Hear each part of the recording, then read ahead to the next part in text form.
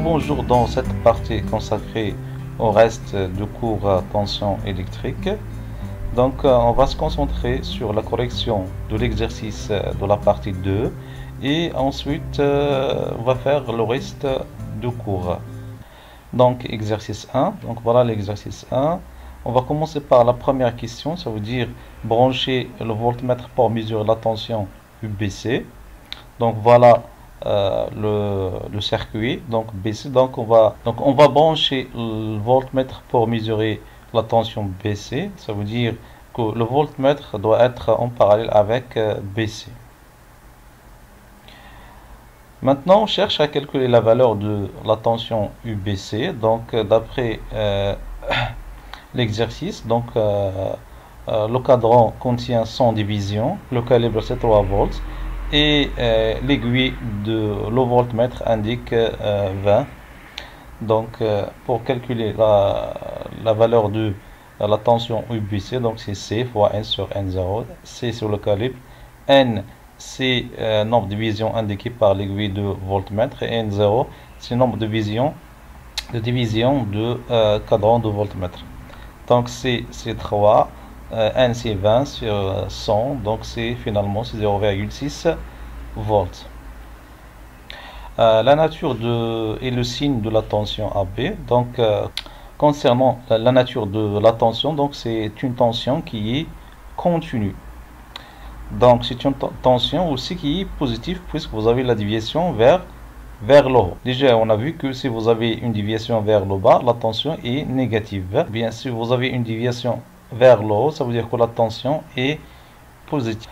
Maintenant, on cherche à calculer la tension la valeur de la tension UAB. Donc, voilà, regardez. Donc ici, vous avez la sensibilité verticale et vous avez la déviation verticale.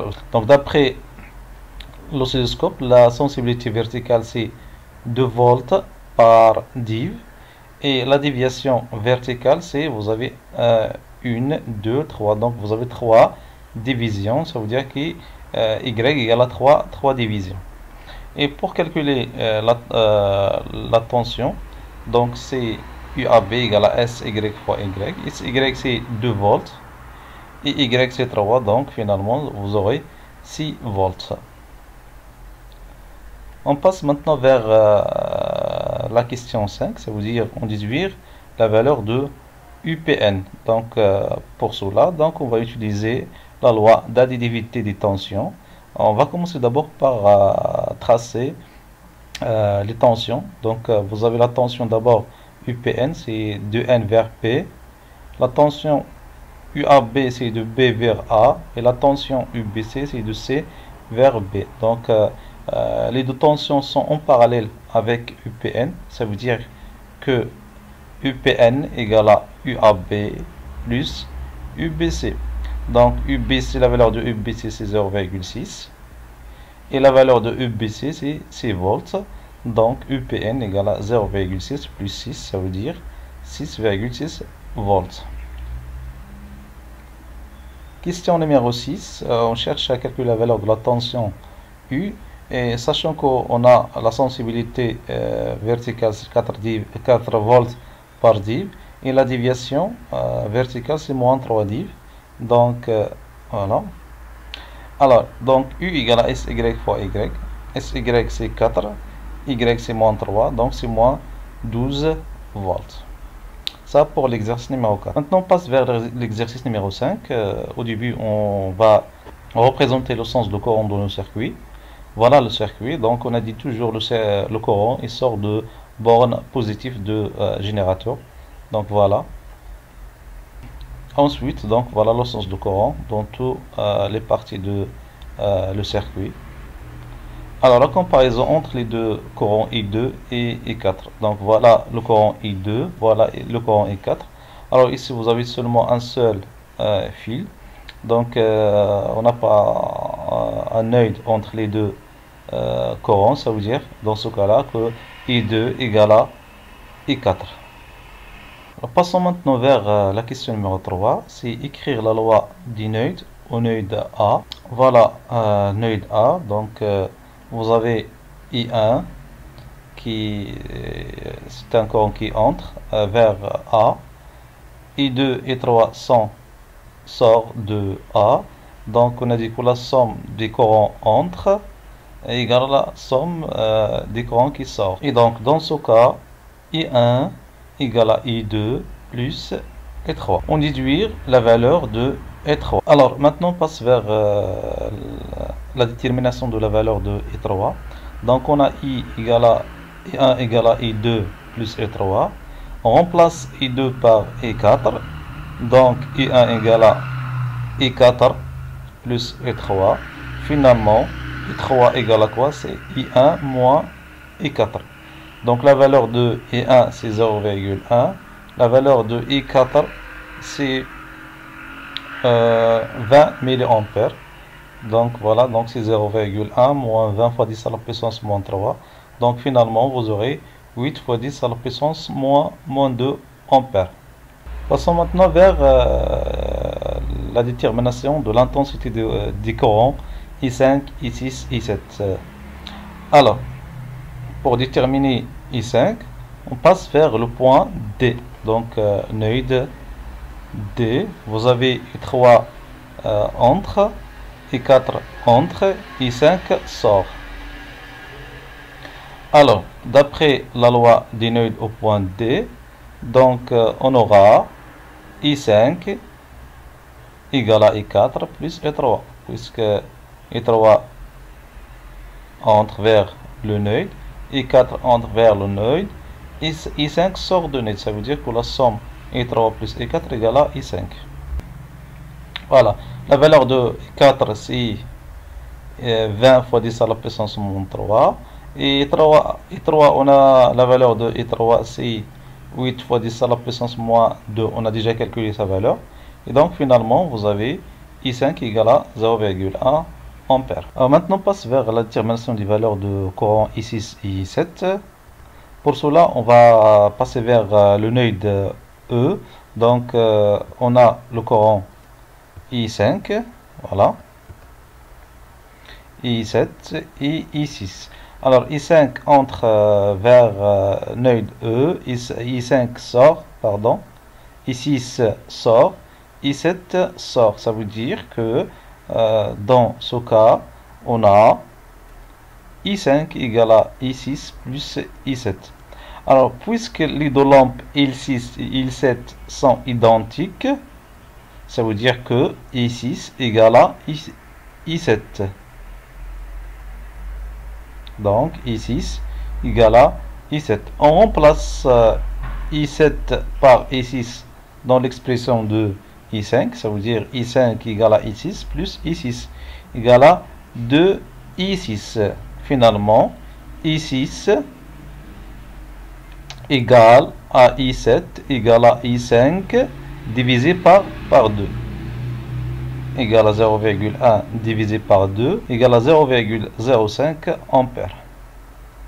Donc comme ça on termine la question numéro 5. On passe maintenant vers la question numéro 6. La représentation des tensions UAB et UCB. Donc pour UAB, donc c'est la flèche dirigée vers A, de B vers A. Donc UBC, donc la flèche dirigée de C vers B.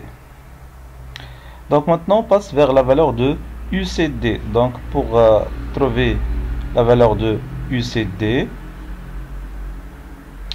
regardez, donc UCD, vous avez seulement un fil et la tension aux bornes de fil est presque toujours nulle car sa résistance est nulle. Donc UCD, puisqu'on n'a aucun appareil entre C et D, ça veut dire que UCD égale à 0.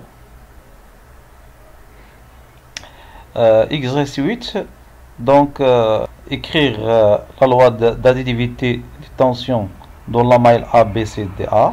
Donc voilà la maille ABCDA. On représente d'abord les tensions, donc UAB, UBC, UCD et UAD. Donc la première méthode, relation de Charles, donc si vous voulez, donc on cherche à calculer par exemple UAD, donc UAD égale à UAB, on commence par A, B, BD, donc AB plus UBC plus UCD. Donc AB plus BC c'est AC et AC plus CD c'est AD. D'accord? C'est la première méthode. On sait que la valeur de AB, donc on a eu AB plus UBC, donc on a la valeur de UCB, ça veut dire UBC c'est moins UCB plus UCD. Donc la valeur de UAB c'est 4. Voilà, donc c'est 4. UCB c'est moins 2. Et UCD, on a déjà dit que UCD égale à 0. Donc finalement, UAD égale à 6 volts. Deuxième méthode pour trouver la valeur de UAD. Donc on commence par le point D vers A. Donc on commence par D et on essaye de revenir vers D. Alors on commence par D, donc D vers A. Regardez, donc voilà le sens D vers A, ça veut dire même sens que la tension UAD. Donc UAD, voilà. Je suis maintenant au point A, je vais partir vers le point B. Donc vers le point B, le sens est inverse que UAB. Donc je vais mettre moins UAB. Donc je suis au point B, vers le point C, voilà le sens vers le point C, c'est inverse que le sens UBC. Ça veut dire je vais mettre moins UBC. Je suis au point C, vers D, c'est l'inverse que UCD, ça veut dire moins UCD. Alors, je suis maintenant au point D, ça veut dire le point du début. Donc, j'ai commencé par D et je termine par D, ça veut dire finalement, on met 0. Voilà. Et donc, UAD égale à quoi? Voilà, UAB plus UBC plus UCD. On peut choisir n'importe quel point. Donc, par exemple, on commence par B vers A. Ça veut dire on commence par B et le sens de déplacement c'est B vers A. Voilà. Donc, voilà. Donc, on commence par B vers A. Donc, B vers A, ça veut dire même sens que UAB. Donc, on va mettre UAB. Je suis au point B, au point A. Donc, je déplace vers D. Voilà. C'est le sens inverse que UAD. Ça veut dire moins UAD. Je suis au point D. Je déplace vers C. Même sens que UCD. Donc, je déplace de D vers C. Voilà. Donc, même sens que UCD. Je mets plus UCD. Je suis au point C. Donc, je déplace vers B. Donc, voilà le sens. Voilà. Donc, c'est le même sens que UBC. Ça veut dire je vais mettre UBC. Alors, j'ai commencé par B. Donc, et je termine par B. Donc, je mets égal à 0. Et donc, finalement, UC, même chose. UAD, donc c'est égal à quoi? C'est UAB plus UBC plus UCD. On a pris UAD vers l'autre côté. Donc, on obtient UAD égale à UAB plus UCD plus UBC. Et on remplace UBC par voilà, UAB moins UCB plus UCD. Et on obtient finalement 6 volts. Donc on a calculé maintenant UAD. On va essayer de calculer UGA. Alors maintenant on passe vers la valeur de UGA. Donc on va utiliser la maille AGD. Vous avez UGA, UGD et UAD. Alors on peut utiliser la relation de Charles comme première méthode. Donc OGA égale à OGD plus UDA. Donc OGD moins UAD, puisque UDA c'est moins UAD. Donc UGD, pardon, c'est 7 volts. Et UAD, on a déjà calculé la valeur de AD, c'est 6 volts. Et donc finalement, vous avez 1 volt comme valeur de la tension UGA.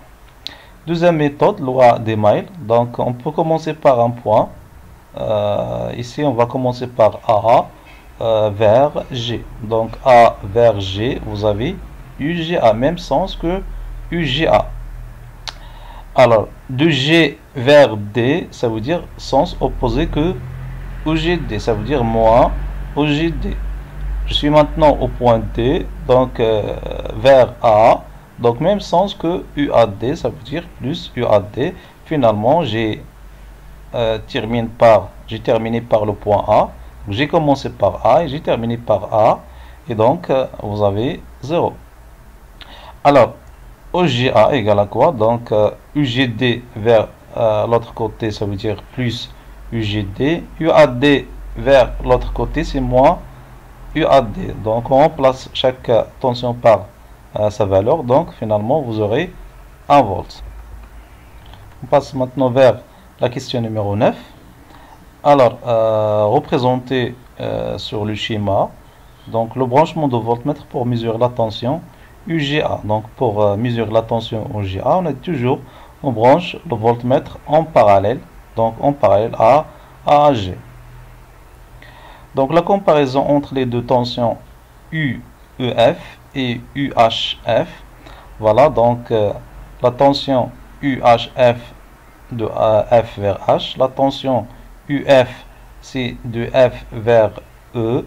Donc on peut utiliser la loi des Miles dans cette maille ici, ou bien la loi d'additivité de tension, ou bien la relation de Charles. On peut utiliser la relation de Charles, donc EEF égale à EUEQ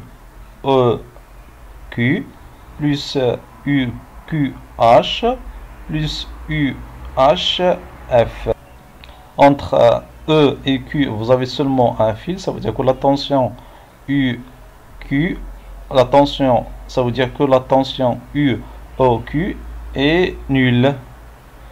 Même chose que la tension UQH, donc on a seulement un fil, donc la tension c'est 0 plus UHF. Donc finalement vous avez UF égale à UHF. C'est la relation qui existe entre les deux tensions. La dernière question, c'est de calculer UEF et UHF. Donc pour UEF, donc on va utiliser la maille AGFED.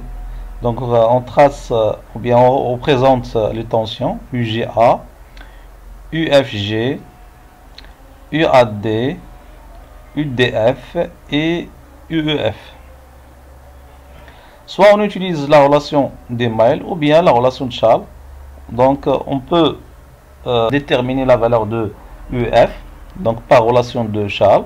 Donc c'est UUD plus UDA plus UAG plus UGF. Donc UEF, la valeur, on a la valeur de UED. Donc on garde UED.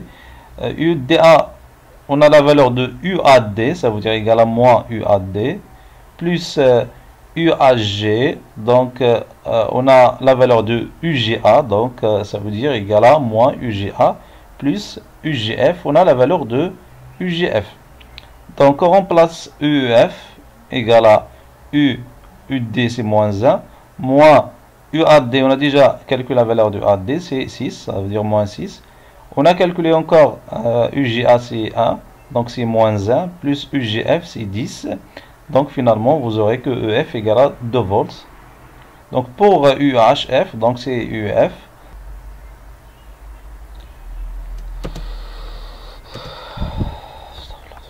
Donc on passe vers la tension électrique variable. Donc une tension électrique variable, c'est sa valeur change au cours du temps. Voilà comme exemple. Donc la tension change avec le temps. Donc chaque instant, on aura, puisque la déviation est différente, ça veut dire parfois il est en haut, ça veut dire que la valeur de la tension est positive, parfois la déviation est en bas, ça veut dire que la tension est négative. Donc ça veut dire que la tension est variable au cours de temps. Alors, aussi c'est une tension alternative et sa valeur oscille entre deux valeurs, l'une positive et l'autre négative. Ça veut dire la tension ou bien l'intensité de tension est compris entre une valeur qui est maximale, qui est positive, une valeur qui est minimale, qui est négative. Et comme ça, parfois, on prend des valeurs qui sont maximales, parfois des valeurs qui sont minimales et parfois des valeurs qui sont entre la valeur maximale et la valeur minimale. Alors, exemple de tension variable. Il existe plusieurs types de tension variable. Donc, comme exemple, tension alternative sinusoïdale. Voilà, donc c'est une tension qui est alternative et sinusoïdale. Alternative, ça veut dire variable. Sinusoïdale, c'est forme d'une sinus, fonction sinus, cosinus. Voilà. Encore, une tension alternative carrée. Voilà l'exemple d'une tension qui est alternative carrée. Une tension alternative triangulaire. Donc voilà, c'est une tension qui est sous forme d'un triangle. Donc c'est une tension alternative triangulaire. Passons maintenant vers la propriété de la tension alternative sinusoïdale. Donc on commence d'abord par la valeur maximale de la tension. Toujours la valeur maximale pour la calculer, on utilise la relation U max, ça veut dire la tension maximale égale à SY fois Y max. SY, on a déjà vu, ça veut dire quoi? SY, c'est la sensibilité verticale. Et Y max, dans ce cas-là, c'est la déviation verticale maximale positive. Alors, si on a calculé la valeur maximale de la tension, on peut calculer aussi la valeur efficace de la tension. La valeur efficace égale à la valeur maximale de la tension divisée par 2. On prend des exemples. Premier exemple, on donne la sensibilité verticale SY égale à 2 volts par dB. Donc voilà, on a dit la tension maximale égale à U max égale à SY fois Y max. Alors SY c'est 2 volts, Y max c'est 3 divisions, regardez, donc voilà, c'est Y max, c'est la valeur maximale. Donc voilà le centre de l'oscilloscope, donc la valeur maximale la voilà, donc combien de divisions? Vous avez 3 divisions, ça veut dire que Y max égale à 3, donc finalement c'est 2 fois 3 égale à 6 volts. La tension efficace est facile, donc UF égale à U max sur racine de 2, donc c'est 6 sur racine de 2 égale à 4,24 volts. Deuxième exemple, parfois on ne donne pas la sensibilité verticale, donc il faut la tirer d'après l'oscilloscope. Donc la tension maximale, donc on a dit SY fois Y max. SY, c'est dans ce cas-là c'est 5 et Y max c'est 2 divisions, puisque vous avez le centre, ça voilà le centre, et donc la valeur maximale la voilà, donc vous avez 2 divisions, donc SY c'est 5 fois 2 c'est 10 volts. Et la tension efficace c'est U efficace égale à U max sur racine de 2, c'est 10 sur racine de 2, c'est 7,07 volts. Maintenant on passe vers la période. Ça veut dire quoi la période? T est la plus petite durée au bout de laquelle la tension se produit identique à elle-même. Donc 100 unités et la seconde. Pour la calculer, on utilise la relation SH fois X. SH représente la sensibilité horizontale. X représente nombre de divisions délimitant la période. Et si on a calculé la période, on peut calculer la fréquence. La fréquence, c'est le nombre de périodes en une seconde. Pour la calculer, c'est facile. Et 100 unités, c'est Hertz. Donc, pour calculer la fréquence, c'est 1 sur la période. Si on a calculé la période, donc il suffit seulement de faire 1 divisé par T pour déterminer la valeur de la fréquence. Comme exemple, donc on donne la sensibilité horizontale dans ce cas-là. CH égale à 10 millisecondes par div. Voilà. Donc, pour déterminer la période, on a dit c'est quoi? C'est la plus petite durée pour reproduire même mouvement, si vous voulez. Voilà. Donc, ou bien on peut déterminer la période si on prend par exemple le premier point, l'intersection entre le premier point de la tension avec l'axe horizontal de si vous voulez l'axe des abscisses si vous voulez. Voilà le premier point. Deuxième point non. La troisième point, donc entre le premier point et le troisième point on a aussi quoi? La période. Donc T égale à SH fois X, donc SH c'est 10 fois 10 à la puissance moins 3, puisque vous avez millisecondes, il faut la convertir en secondes, fois X, donc X égale à combien de divisions? Donc de 1, 2, 3, 4. Donc c'est 4 divisions. Et finalement, vous avez 4 fois 10 à la puissance moins 2 secondes. Pour la fréquence, f égale à 1 sur t égale à 1 sur 4 fois 10 à la puissance moins 2. C'est égal à 250 Hz. Deuxième exemple. Voilà. Donc la période, on a dit ici SH fois X. SH, c'est égal à 5 millisecondes. Et pour